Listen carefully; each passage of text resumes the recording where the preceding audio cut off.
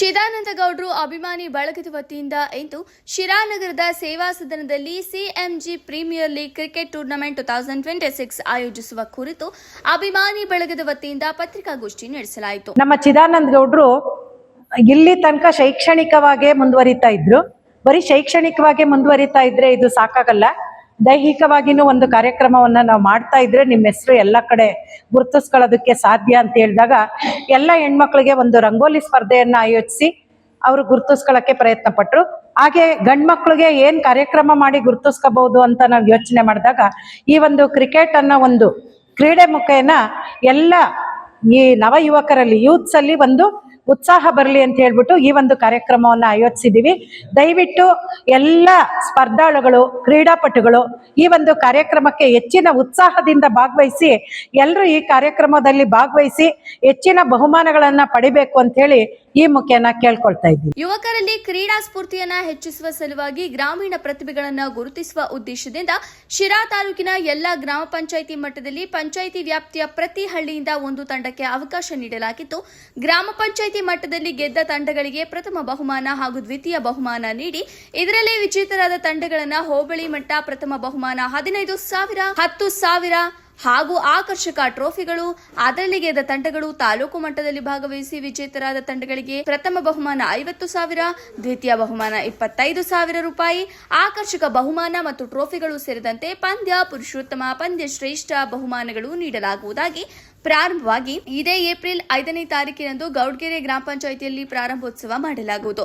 ಇದನ್ನು ಯುವಕರು ಕ್ರೀಡೆಯಲ್ಲಿ ಭಾಗವಹಿಸುವ ಮೂಲಕ ಸದುಪಯೋಗ ಪಡಿಸಿಕೊಳ್ಳಬೇಕೆಂದು ಸಿಎಂಜಿ ಬೆಳಗದ ವತಿಯಿಂದ ಪತ್ರಿಕಾಗೋಷ್ಠಿ ನಡೆಸಲಾಯಿತು. ಶಿರಾನಗರದಲ್ಲಿ ಮೊಟ್ಟ ಮೊದಲ ಬಾರಿಗೆ ಸಿಎಂಜಿ ಪ್ರೀಮಿಯರ್ ಕ್ರಿಕೆಟ್ ಲೀಗ್ ಅನ್ನು ಆಯೋಜಿಸಲಾಗಿದೆ.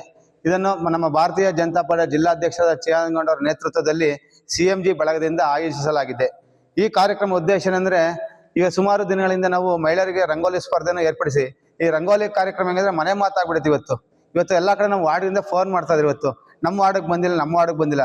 ಇದ್ರ ಜೊತೆ ಕಾರ್ಯಕ್ರಮಕ್ಕೆ ಹೋದಾಗ ಏನಂತಂದ್ರೆ ಯುವಕರು ಅಣ್ಣ ಬರೀ ಮಹಿಳೆಯರಿಗೆ ಸೀಮಿತ ನಿಮ್ಮ ಗೌಡ್ರು ಅಂತ ಕೇಳಿದ್ರು. ಅದಕ್ಕೆ ಹೇಳಿದ್ರು ಇಲ್ಲಿ ಯಾವುದೇ ಒಂದು ಭೇದ ಭಾವ ಇಲ್ಲ ನಮ್ಮ ಗೌಡ್ರ ಹತ್ರ, ನೀವು ಏನು ಬೇಕಾದ್ರೆ ಹೇಳ್ರಿ, ಕಬಡ್ಡಿ ಖೋ ಖೋ ಯಾವ್ದಾನ ಹೇಳ್ರಿ ಅಂದ್ರೆ ಎಲ್ಲಾ ಜನಗಳು ಕ್ರಿಕೆಟ್ ನಮ್ಗೆ ಟೂರ್ನಮೆಂಟ್ ನಡೆಸ್ಕೊಡ್ರಿ ಅಂದ್ರು. ಅದಕ್ಕೋಸ್ಕರ ಚಿದಾನಂದ ಗೌಡ್ರು ಒಂದು ಮಾಡಿದ್ರು, ಬರೀ ಒಂದು ಊರಿಗಾದ್ರೆ ಆಗಲ್ಲ, 257 ಗ್ರಾಮ ಪಂಚಾಯತಿಗಳಿಗೂ ಸಹ ಕ್ರಿಕೆಟ್ ಟೂರ್ನಮೆಂಟ್ ಮಾಡಬೇಕು. ಯಾಕಂದ್ರೆ ಇಲ್ಲಿ ಅರ್ಥ ಮಾಡ್ಕೊಡ್ರಿ, ಚಿದಾನಂದ ಗೌಡ್ರದ್ದು ಉದ್ದೇಶ ಅಂದ್ರೆ ಒಂದ್ ಹಳ್ಳಿಗೆ ಮಾಡ್ಬಾರ್ದು ಅಂತ ಉದ್ದೇಶ ಇಲ್ಲ. ಪ್ರತಿ ಹಳ್ಳಿಗೂ ಸಹ ಸೇವಾ ಮಾನವ ಮತ್ತು ಎಲ್ಲೂ ಸಹ ಭೇದ ಭಾವ ಮಾಡಬಾರ್ದ ಒಂದು ಉದ್ದೇಶದಿಂದ ಪ್ರತಿ ಹೋಬಳಿ ಪ್ರತಿ ಪಂಚಾಯತಿಯಲ್ಲೂ ಸಹ ಕ್ರಿಕೆಟ್ ಟೂರ್ನಮೆಂಟ್ ಅನ್ನು ಇದು ಮಾಡಿದ್ವಿ. ಸನ್ಮಾನ್ಯ ಚಿದಾನಂದ ಎಂ ಗೌಡರವರ ಆಶಯದೊಂದಿಗೆ ಪ್ರಾರಂಭ ಮಾಡ್ತೀವಿ. ಇದರ ನಿಯಮ ಈ ರೀತಿ ಇದೆ: 18 ವರ್ಷದ ಮೇಲ್ಪಟ್ಟ 40 ವರ್ಷದ ವಯೋಮಾನದ ಒಳಗಿನ ಕ್ರೀಡಾಪಟುಗಳು ಭಾಗವಹಿಸಲಿಕ್ಕೆ ನಾವು ನಿಯಮವನ್ನು ಮಾಡಿದ್ದೇವೆ. ಇಲ್ಲಿ ಭಾಗವಹಿಸಿದ ಎಲ್ಲ ತಂಡಗಳಿಗೆ ನಾವು ತಾಲೂಕು ಹಂತದಲ್ಲಿ ಉತ್ತಮವಾಗಿರ್ತಕ್ಕಂಥ ಆಕರ್ಷಕ ಬಹುಮಾನವನ್ನು ನೀಡಲಾಗ್ತದೆ. ಸಾಮಾನ್ಯವಾಗಿ ನಾವು ಕ್ರಿಕೆಟ್ ಅಂದ ತಕ್ಷಣ ಮಕ್ಕಳಿಗೆ ಉತ್ಸುಕರಾಗಿ ಭಾಗವಹಿಸುವಂಥ ಒಂದು ವ್ಯವಸ್ಥೆ ಇವತ್ತು ಇಂದಿನ ದಿನಮಾನದ ಯೂತ್ಸ್ಗಳಿಗೆ ಇದೆ.